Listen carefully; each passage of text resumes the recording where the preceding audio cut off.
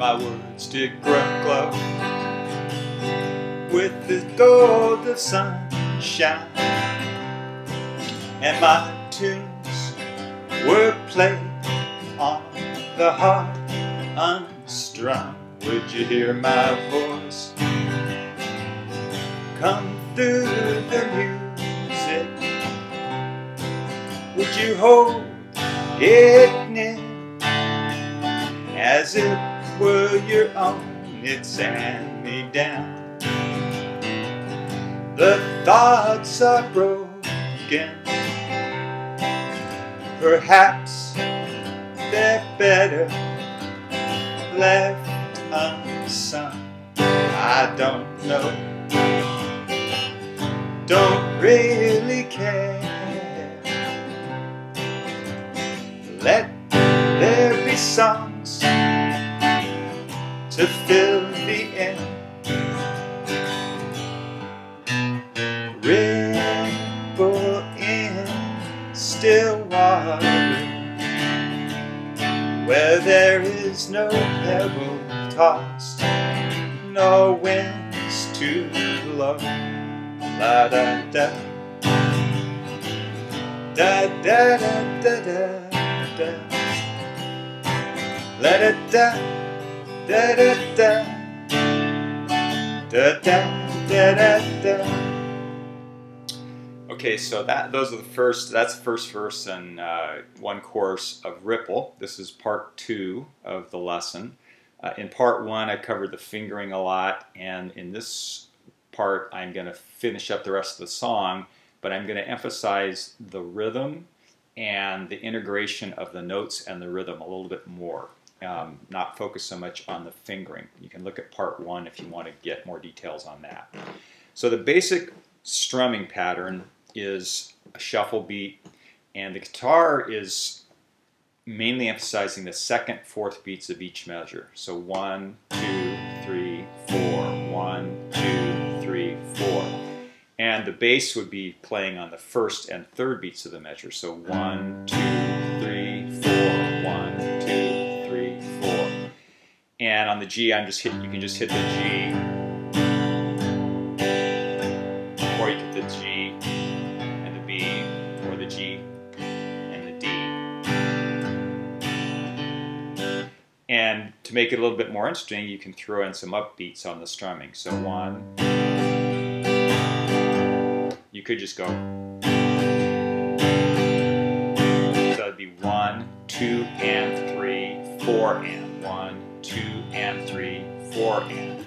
Or 1, 2, and 3, and 4, and. So you throw in an extra upbeat after the 3. So that's the basic. You're going to be basically doing that between the notes, or just during the singing without any notes, a lot of notes in the other ways. So let's see how that works into some of the riff and the intro.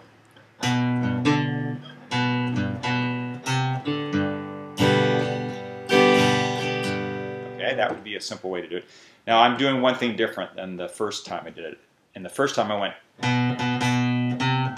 da da da, all on that B, but Garcia, I think it does it more like goes from the B down to the G, so, and then back to the B.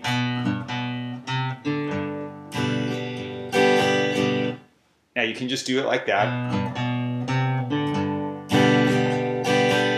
So you just got basically your rhythm going, or you could add in a little extra. I tend to sometimes do. So I'm doing a hammer on up to the D and then back to the G bass. And if you do that,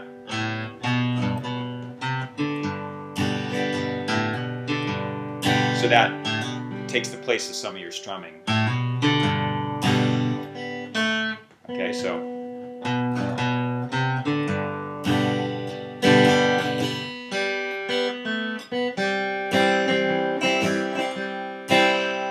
C, so, and when you first go into the C, you hit the G note and then strum. So let's take that slowly from the beginning.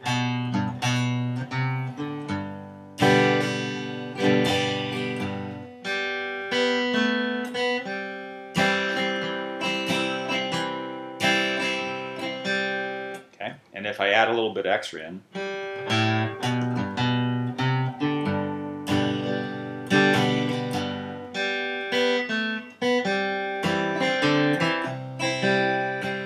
next part.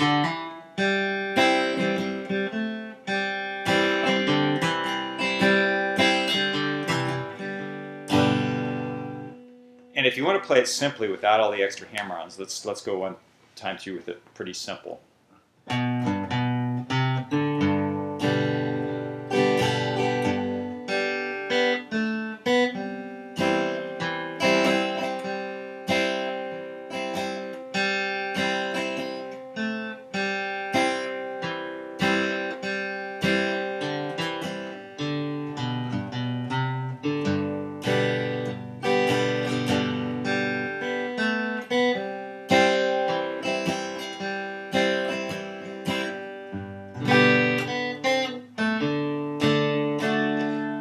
Now that part,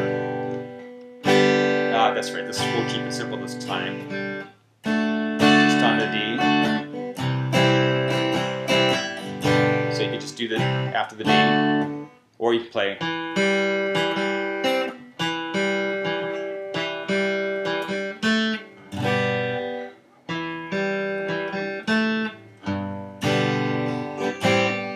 Now that little thing there, I'm just playing part of a C chord, so instead of the G, and that's another reason to do the G in this form rather than this way, is then you can use these fingers to play the C as well as doing the riffs. You could go to a whole C, but if you watch Garcia doing it live, at least in one version, he's just doing, he just puts those two fingers. Okay, so let's see, try to get my both hands in here. So let's go through it, and this time I'll add a little bit more, try to do it kind of slow, and pause on the rhythm parts that might be a little bit more complicated. Trying to get the video adjusted here.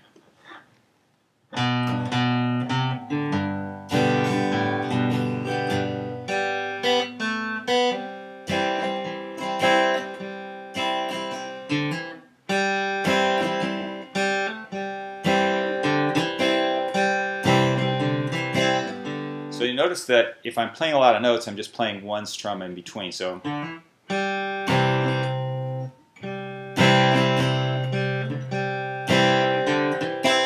here, the note's taking the place of the strum.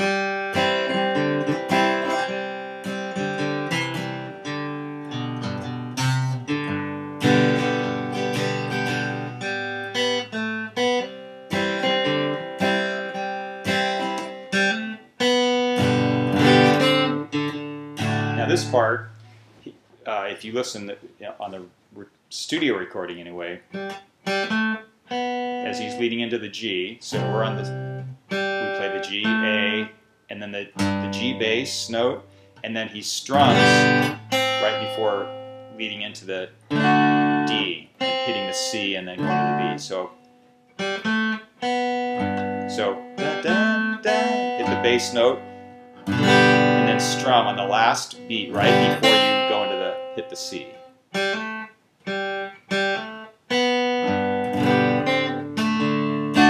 then the D part, what I'm doing is after the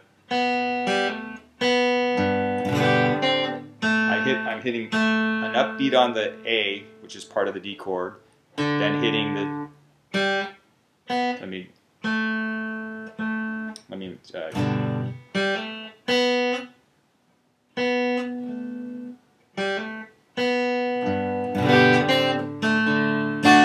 hitting the A on the upbeat, then the D string, which is the root of the chord, and then strumming it. So it's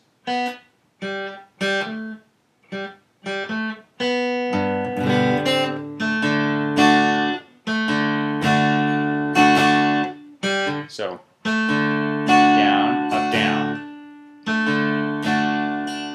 and then Garcia does actually hammers on the fourth string and then the third string, so with a strum in between. And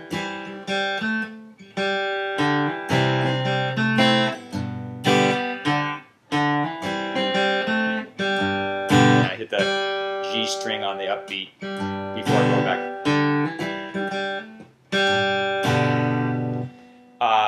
I tend to play it a lot of times. How do I? So if I go back to the now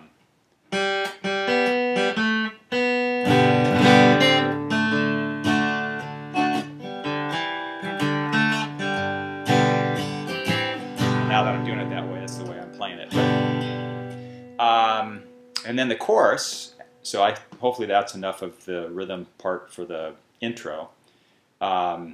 Oh, and then when you're doing the singing, you don't have to do all those licks. So you can just basically do a G and a C. And I tend to go between the C and the G and the bass. A little more interesting than just staying on the C. Pretty common. Back to the G.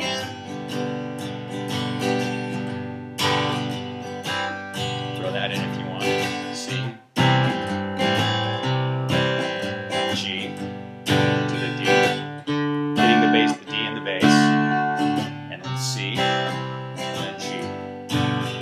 And then it walks down to an A minor. That's on the 5th fret. And then to a D. You can take your second finger off and put it back on if you want to get a little bit. And then up to back to the G. Then to a C. So I'm hitting the note that leads into this chord. And then down to the A. So I'm hitting the B note and then A. It's actually an A7. And then you can hit that note to lead into the D flat if you want. I tend to not do that. So again, the chorus.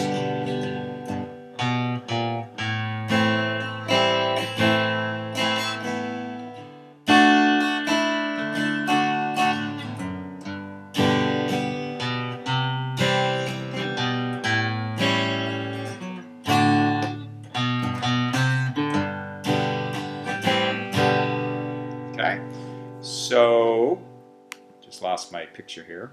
Hopefully it's still recording. Hopefully that will cover a little bit better the interplay between the notes and the chords, the rhythms in between the notes. Covers the chorus a little bit, and give me feedback if I need to emphasize any more or go into any more details on parts of it. Hopefully that was useful.